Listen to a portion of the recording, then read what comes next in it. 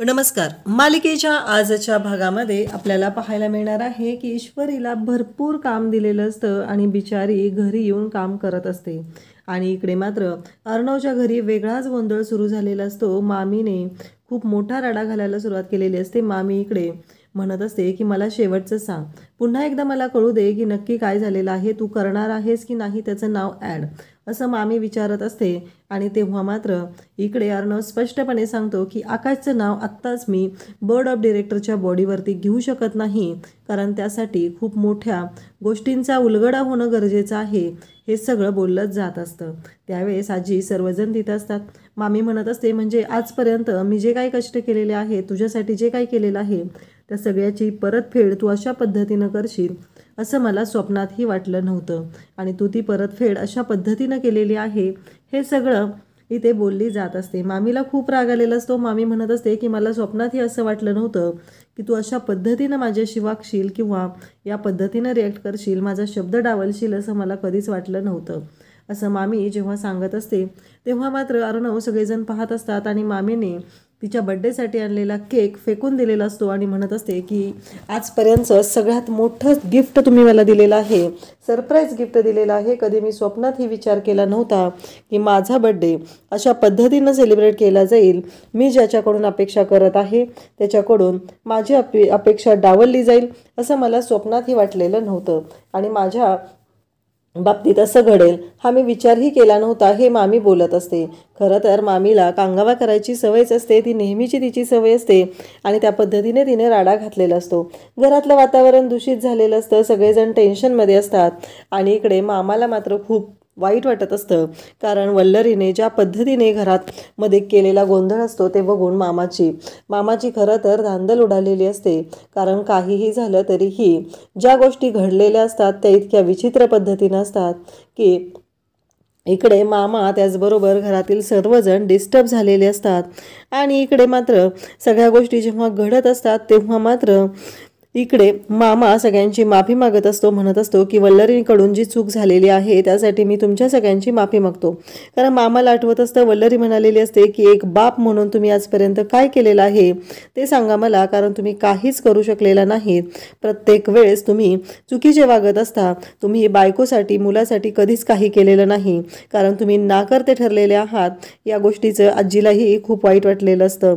आजी म्हणत असते की काही झालं तरीही या पद्धतीनं गोष्टी घडायला नको होत्या, कारण वल्लरीला कितीही काहीही समजवलं तरीही तिच्यामध्ये काहीही फरक पडत नाही. ती प्रत्येक वेळेस चुकावर चुका करत राहते आणि आपण मात्र तिच्या चुकांवरती पांघरूनच घालायचं असतं.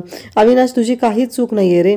तुझ्याबद्दल ती ज्या पद्धतीनं बोलली ना ती गोष्ट नाही आवडली मला, कारण आजीला वाईट वाटलेलं असतं. ती आपल्या मुलाला नाकारता म्हणालेली आहे, ही गोष्ट आजीला सहनच झालेली नसते. त्यानंतर आपल्याला पाहायला मिळतं की इकडे अर्णव म्हणत असतो की मामा असं तू बोलू नकोस रे. आजपर्यंत तू आमच्यासाठी जे केलंय ना, एक वडील म्हणून आमच्या पाठीशी प्रत्येक वेळेस उभा राहिलेला आहे.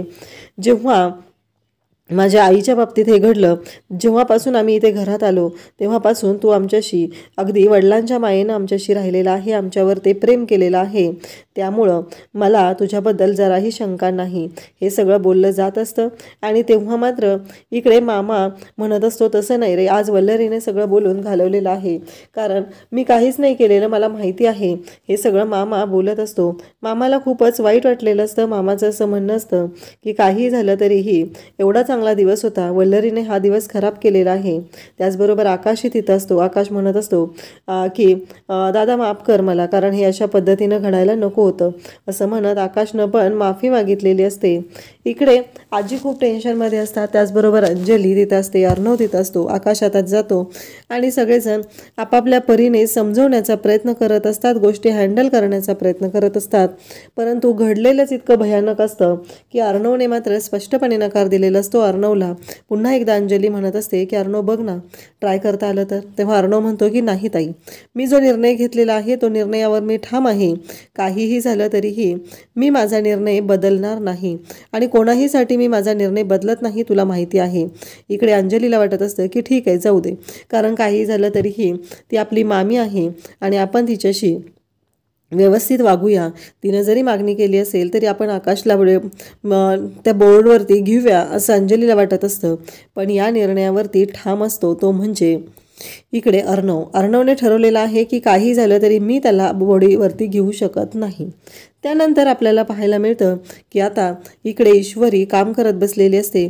ईश्वरीच्या डोक्यामध्ये कामांचा अगदी तिथे पसारा पडलेला असतो. ते काम तिला संपवायचं असतं आणि तिच्या शेजारी आलेला असतो तो म्हणजे राकेश तिला कंपनी देत असतो. राकेश म्हणत असतो की काही झालं तरीही मी आत्ता जे काही करत आहे त्यासाठी मी तुम्हाला इथे मदत करायला आलेलो आहे, कारण तुम्ही अशा आहात ना इथे. तेव्हा ईश्वरी म्हणते की आता फायनली काम झालेलं आहे माझं, असं ईश्वरी सांगत असते. आणि तेव्हा मात्र ईश्वरी हे जेव्हा बोलते तेव्हा तिथे धक्का बसलेला असतो तो म्हणजे आत्याला, कारण आत्या पाहत असते ईश्वरी आणि हा जो राकेश आहे ते दोघंजण बाहेर तिथे बोलत बसलेले आहेत. आणि राकेश खिडकीत आहे. राकेशचं बारीक लक्ष असतं, अगदी त्याची नजर इतकी तीक्ष्ण असते की त्याचं लक्ष गेलेलं असतं की तिथं आत्या आलेली आहे म्हणून तो लगेच बोलू लागतो. कसं आहे माहिती आहे का ईश्वरीची, मी तुम्हाला कंपनी देण्याचं काम केलं, कारण काही झालं तरीही आत्ता मला माहिती आहे ना माझ्या काही मर्यादा आहेत. मी तुम्हाला खिडकीत बसून इथून कंपनी दिली. तुमचं काम लवकर होणं हे मला गरजेचं वाटत होतं म्हणून मी हे केलेलं आहे, कारण आत्ता जर तुम्ही इथं झोपी गेला असता तर तुमचं काम झालं नसतं, तुमचा बॉस तुम्हाला ओरडला असता. त्यासाठी मला हे सगळं करणं गरजेचं वाटलं म्हणून मी तुम्हाला कंपनी दिलेली आहे, असं तो बोलत असतो. आणि तो म्हणत असतो की आणखी एक चहा. आणि मग लगेचच आत्या म्हणते की खरंच, कारण हा व्यक्ती एवढी काळजी घेतो इशूची आणि त्याने त्याच्या मर्यादा ओलांडल्या नाही. तो इतक्या वेळ झालं खिडकीत बसून आहे आणि इशूशी प्रेमानेच वागत आहे, पण आपण त्याच्यावरती संशय घ्यायला नको असं आत्याला वाटत असतं. आणि त्याचबरोबर आत्या मात्र इकडे पाहत असते. तो पुन्हा एकदा ईश्वरीला चहा देत असतो आणि म्हणत असतो की हा घ्या चहा, आणि अगदी निवांत कोणतीही गोष्ट लागली तरी मला सांगत जावा, असं त्याने इशूला सांगितलेलं असतं. त्याचबरोबर इकडे आपल्याला पाहायला मिळतं की आत्या ह्या दोघांचं बोलणं ऐकत असते. आणि इकडे राकेश म्हणत असतो की इथे मी झालेलो आहे मर्यादा पुरुषोत्तम, कारण काहीही झालं तरी यांच्या मनात आता माझ्याबद्दलच्या चांगल्याच भावना आलेल्या आहेत आणि त्यामुळं त्या भावना इथून कोणीच पुसून टाकू शकत नाही, असं त्याच्या डोक्यात सुरू झालेलं असतं. आणि इकडे इशू आणि त्याचबरोबर राकेश दोघांशी हसत हसत एकमेकांशी बोलत असतात. आणि आत्या त्या दोघांना पाहत असते, म्हणजे आत्याच्या नजरेत वरचं स्थान मिळवण्याचं काम राकेशने केलेलं असतं आणि त्यामध्ये त्याला यशही मिळालेलं असतं, कारण राकेशने जे ठरवलेलं असतं त्या पद्धतीने तो वागत असतो. त्याचं फुल प्रूफ प्लॅनिंग असतं, अगदी कोणाला कळणारही नाही की तो अशा पद्धतीने प्लॅनिंग करत असतो आणि सगळेजण त्याच्या प्लॅनिंगमध्ये अगदी फसत असतात. हे सगळं त्याचं अगदी आधीपासून ठरलेलं असतं. आणि आत्या मात्र हसून परत तिथून निघून जाते. इकडे दुसऱ्या दिवशी सकाळी इशू नमूला म्हणत असते की नमूताई, माझं काय कुठं ठेवलेलं आहे ते सांग आधी बरं, मला ते सापडत नाही, असं म्हणत तिचा गोंधळ चालू असतो. नमू म्हणत असते की अगं तिथंच आहे इशू. आणि मग आत्या म्हणत असते ह्या गडबडगुंडीचं काय चाललेलं आहे, म्हणजे तिचं नक्की कामाचं काय चाललेलं आहे हेच आत्याला कळत नसतं. आणि आत्या मात्र म्हणत असते की अगं तुझं काय चाललंय नक्की. तेव्हा ती म्हणते की अगं माझी झोप झालेली नाहीये ना आणि त्याच्यामुळं मला सुचत नाहीये काय, असं ती आत्याला सांगत असते. तेव्हा आत्या म्हणत असते हो का, नाही तुझं शाळेतल्या मुलांसारखं चाललंय सगळं, तुझ्या हातात आयतं दिल्यावर तू ऑफिसला जाणार आहेस का, नाही हे अजिबात चालणार नाही. आणि तुझ्या त्या बॉसला सांग की आज उशीर झाला तर मी खपून घेणार नाही आणि लवकरात लवकर मग ही नोकरी सोडावी लागेल. तेव्हा इशू म्हणत असते की नाही, काही झालं तरी आज उशीर झालेला चालणार नाही. आणि हे सगळं जेव्हा घडत असतं तेव्हा इशू घाबरलेली असते. इशू म्हणत असते की हेच तर सगळं चॅलेंजसाठी झालेलं आहे. तेवढ्यात राकेश तिथं आलेला असतो. राकेश म्हणत असतो चला ईश्वरीजी मी तुम्हाला सोडतो, असं म्हणत राकेश म्हणलेला असतो. आणि पुन्हा त्याच्या लक्षात येतं की नाही, आज हिला उशीर झाला पाहिजे आणि काही झालं तरी त्या अर्णवच्या ऑफिसमधला हिचा जॉब संपला पाहिजे, त्यासाठी मला जे काही करता येईल ते मला करावं लागणार आहे. हा विचार आता केलेला असतो तो म्हणजे इथे राकेशने. आणि राकेशने ठरवलेलं असतं की काही झालं तरीही हिला अर्णवच्या ऑफिसमध्ये मी जॉब करू देणार नाही, कारण अर्णवच्या ऑफिसमध्ये जर ही जॉबला लागली तर खूप मोठा गोंधळ होऊ शकतो, हे त्याच्या लक्षात आलेलं असतं. म्हणून त्याला काही करून इशूला अर्णवच्या ऑफिसमध्ये जॉब करू द्यायचा नसतो. आणि त्याला माहिती असतं अर्णव कसा आहे ते, आणि अर्णवला उशीर झालेला आवडत नाही ही गोष्ट त्याला चांगलीच माहिती असते. इकडे अर्णवने जे ईश्वरीला चॅलेंज दिलेलं असतं आणि त्याचबरोबर आता जॉबच्या वेळेसही तिने 1 लाख रुपयाचा कॉन्ट्रॅक्ट बॉन्ड केलेला असतो. आता हे सगळं इशूला आठवत असतं. इशू म्हणत असते की नाही, मला वेळेवरच गेलं पाहिजे. आणि ती राकेशच्या हातालाही करून त्याला डोळा मारून सांगत असते तुम्हीच म्हणाला ना मी कोणतंही काम चॅलेंज न करते, मग तेच आत तुला मी सांगत होती ना आत्ता. पण तिला असं वाटतंय की नाही मी काहीतरी असंच बोलत आहे आणि हे सगळं तर चॅलेंजसाठीच चालू आहे, असं इशूने बोलल्यामुळं आत्या मात्र घाबरलेली असते. नक्की ही पोरगी बोलते काय, नाहीतर ह्यांचं पार्सल मी लवकरच इंदोरला पाठवून देईल, असं आत्याच्या डोक्यात सुरू झालेलं असतं. म्हणून आत्या त्या इशूला बोलत असते आणि इकडे राकेश म्हणत असतो, हो ना, ईश्वरीजी तशा खूपच परफेक्ट आहेत आणि सगळं व्यवस्थित त्यांचं चाललेलं असतं. बरं मी सोडतो त्यांना. तेव्हा आत्या पण म्हणते की हो तिला सोडा, म्हणजे माझंही टेन्शन राहणार नाही. ती जर वेळेवर पोहोचली ऑफिसला, त्या एरियात तुम्ही चाललेला आहातच, तर जाता जाता तिला प्लीज सोडा तेवढं, असं आत्या इकडे सांगत असते. तेव्हा राकेश म्हणतो की चालेल ठीक आहे. सुरुवातीला तो म्हणत असतो की काही झालं तरीही मला ह्या गोष्टी शोधायला पाहिजे होत्या, हे त्याच्या डोक्यात सुरू झालेलं असतं. परंतु आता त्याने तयार झालेला असतो, ते म्हणजे ईश्वरीला जाता जाता ऑफिसला सोडण्यासाठी, कारण त्याच एरियात त्याचं काम आहे म्हणून त्याने ठरवलेलं असतं. पण तो मनातल्या मनात म्हणतो की नाही, एकदा मला माझ्या बायकोला विचारलं पाहिजे ना, असं तो म्हणत असतो. नक्की याच्या डोक्यात प्लॅन काय असतो हेच लक्षात येत नसतं, कारण एवढा विचित्र असा तो माणूस असतो. त्याच्या नजरा, त्याचे डोळे फिरवण्याची पद्धत ही खरंच खूपच विचित्र अशी असते. आणि त्यानंतर आपल्याला पाहायला मिळतं की ईश्वरी म्हणत असते, चला राकेशजी चला, असं म्हणत ईश्वरीने राकेशच्या हाताला हात लावलेला असतो आणि ती गोष्ट राकेशला खूपच भावलेली असते. त्याला खूपच भारी वाटत असतं, कारण ईश्वरीने तर हात लावलेला आहे आणि या स्पर्शासाठी तो अगदी तिथे आतुर झालेला असतो. म्हणूनच तो तिथे येऊन राहत असतो. त्यानंतर आपल्याला पाहायला मिळतं की इकडे अंजली सगळ्यांना नाश्ता देत असते, त्यांना बोलत असते, त्यांच्याशी छान अशी वागत असते, सगळ्यांना सांगत असते. पण घरातील सर्वजण अंजलीकडे पाहत असतात. अंजली सगळ्यांकडे पाहते. सगळेच जण टेन्शनमध्ये असतात. प्रत्येकाच्या डोक्यावरती एक ओझं असतं आणि ते दिसत असतं स्पष्टपणे, कारण मामीने जो काही गोंधळ घातलेला आहे त्या सगळ्यामुळं हा परिणाम झालेला आहे हे अंजलीच्या लक्षात आलेलं असतं. अंजली सगळ्यांना शांत करण्याचा प्रयत्न करत असते.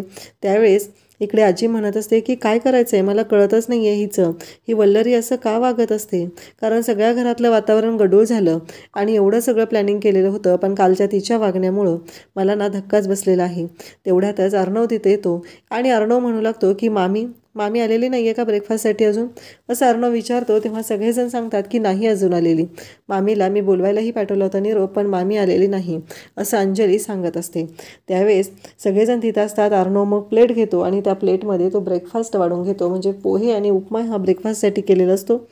त्या दोन्हीही गोष्टी तो प्लेटमध्ये घेतो. तेव्हा आजी म्हणत असते की काय हे, नको जाऊस तू, ऐक माझं अर्णव, कारण काही झालं तरी वल्लरीला या गोष्टीची सवय झालेली आहे.